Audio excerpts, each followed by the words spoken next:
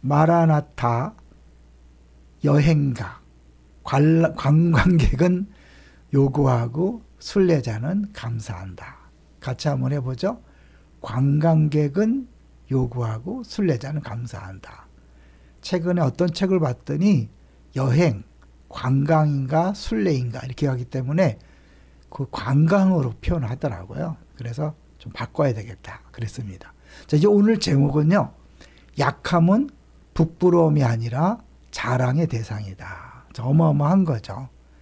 좀 전에 보셨던 것처럼 이 노진주 목사님 그 새롭게 하소서에도 나왔고 다니엘 기도회 강사로도 오셨잖아요. 이분이 순회 설교자라고 이제 이름을 갖게 된 게 어느 이제 은퇴 후에 교회 설교를 하게 됐는데 프로필을 이제 작성하기 위해서 그 교회 목사님이 물었대요. 뭐라고 쓰면 좋을까요? 그래서 이제 은퇴했으니까 백수 목사라고 쓰십시오. 그랬더니 그건 좀 어렵고 순회 설교자라고 하면 어떻습니까? 라고 먼저 제안을 해서 그렇게 됐다는 거죠. 근데 이분 간증을 들어보면 이제 어릴 때 소아마비가 걸려서 평생을 힘들어하면서 이제 계속해서 자기는 이제 강해져야 된다. 스스로 강해져야 된다고 계속 생각을 했대요. 왜냐하면 이제 그것이 오히려 자기 장애를 극복하는 길이다 생각했는데 학생 때부터 목사 되기로 결단하고 내가 목사가 될 테니까 다리를 고쳐주십시오 라고 기도를 했고 4년 동안 계속 기도하는 중에 이제 부모님이 이 목사님 때문에 미국으로 이제 이민을 가셨고 그 미국의 한 교회의 광고를 보고 가서 안수 기도를 받았는데 안 난 거죠. 근데 설교를 듣는데 믿음으로 기도하면 무슨 병이든 다 낫는다. 근데 자기 안 낫잖아요. 그래서 이제 따져 물었는데 그 목사님이 그 사도 바울 이야기를 하면서 사도 바울이 기도했는데 병이 낫냐 안 낫냐? 안 낫잖아요. 그렇지만 사도 바울이 계속 기도했을까 안 했을까? 안 했다. 그러면 나은 거냐 안 나은 거냐? 그 얘기를 듣고 더 이상 본인도 4년 동안 기도하던 다리를 고쳐달라는 기도를 하지 않았다는 거죠. 사실 우리는 끊임없이 힘에 대해서 관심이 있습니다. 죄인의 특징은요. 자기중심적이라는 거죠. 자기중심이 강화되면 이기적이 되고 이기적인 본성을 충족시키기 위해서 자기를 드러내고 자기를 자랑하는 거죠. 자랑하기 위해서는 내가 남보다 낫다는 것을 부각시켜야 되니까 더 많이 가지려고 하고 더 높이 가려고 하고 더 커지려고 애를 쓰는 거죠. 그게 사실은 그 죄인된 모습인데 그것이 스스로 강해지는 길이라고 생각하는 거예요. 그런데 진짜 강해지는 비결이 뭘까요? 진짜 강해지는 비결은요.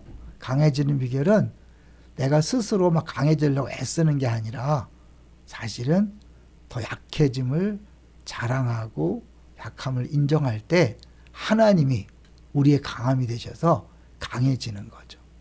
근데 이제 그 자랑하고 싶은 인간의 욕구가 만들어낸 잘못된 생각 가운데 하나가 바로 스스로 강해져야 된다는 거잖아요.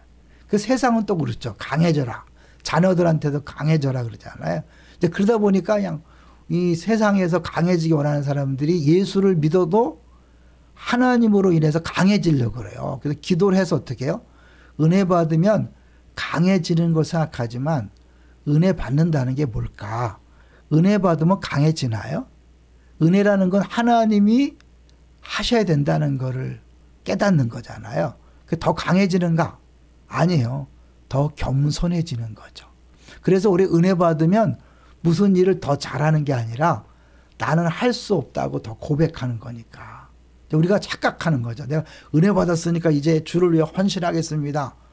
헌신이란 건 더 내 힘으로 할 수 없다는 걸 인정하고 전적으로 주님 앞에 엎드리는 거죠.